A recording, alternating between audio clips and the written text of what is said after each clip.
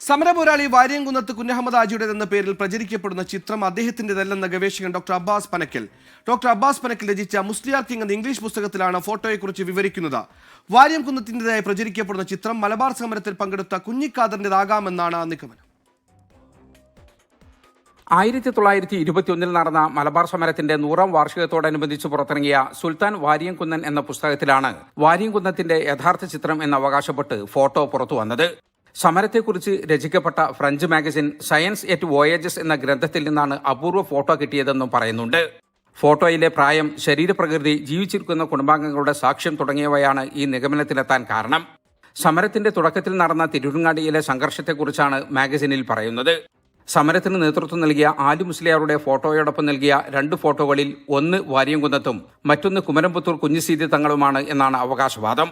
എന്നാൽ ചിത്രത്തിലുള്ളത് വാര്യംകുന്നത്ത് കുഞ്ഞഹമ്മദ് ഹാജിയോ കുഞ്ഞിസീതി തങ്ങളോ അല്ലെന്നും കുഞ്ഞിക്കാദറും ലവക്കുട്ടിയുമാണെന്നും ഗവേഷകനും ചരിത്രകാരനുമായ doctor Abbas Panakkal തന്റെ മുസ്ലിയാർ കിങ് എന്ന ഇംഗ്ലീഷ് പുസ്തകത്തിൽ പറയുന്നു. ഫ്രഞ്ച് മാഗസിനിൽ വാര്യംകുന്നത്തിന്റെ പേരില്ലാത്തതും തിരൂരങ്ങാടി സംഭവത്തിൽ അദ്ദേഹം പങ്കെടുക്കാത്തതും ഡോക്ടർ അബ്ബാസ് ചൂണ്ടിക്കാട്ടുന്നു.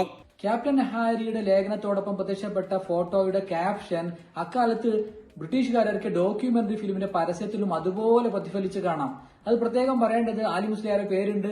ഒപ്പം 2 പേര്, ഇവര് റൌളിയെയും ജോൺസണെയും കൊന്ന് സമരത്തിന് അഥവാ അവരുടെ ഭാഷയിൽ കലാപത്തിന് നേതൃത്വം നൽകിയതാണെന്ന് എഴുതിയിട്ടുണ്ട്. ഈ പരസ്യം വാര്യംകുന്നം കുഞ്ഞഹമ്മദ് ഹാജിയെ അറസ്റ്റ് ചെയ്യുന്നതിന് മുമ്പ് തന്നെ പല പത്രങ്ങളിലും പ്രത്യക്ഷപ്പെട്ടിട്ടുണ്ട്.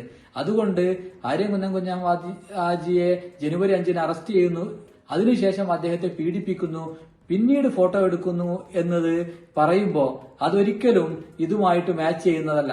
സമരത്തിന് തുടക്കമിട്ടവരുടെ കൂട്ടത്തിൽ കുഞ്ഞിക്കാദറിന്റെ പേരുള്ളതും റൌളിയെ ആദ്യ അടിയടിച്ചത് ലവക്കുട്ടിയാണ് എന്നതുമാണ് ഇവരാണ് ഫോട്ടോയിലെ 2 പേർ എന്ന നിഗമനത്തിൽ അബ്ബാസ് എത്താൻ കാരണം. പ്രചരിക്കുന്ന ഫോട്ടോ വാര്യംകുന്നത്തിന്റേതല്ല എന്ന് പറഞ്ഞതിനാൽ അബ്ബാസ് സോഷ്യൽ മീഡിയ അറ്റാക്ക് നേരിട്ടിരുന്നു. ഈ പശ്ചാത്തലത്തിലാണ് വിശദീകരണവുമായി അദ്ദേഹം രംഗത്ത് വന്നത്. ഡി കൊളോണിയൽ ലെൻസിലൂടെ ചരിത്രരേഖകൾ പുനരവലോകനം ചെയ്യണമെന്നും ഡോക്ടർ അബ്ബാസ് പനക്കൽ അഭിപ്രായപ്പെട്ടു.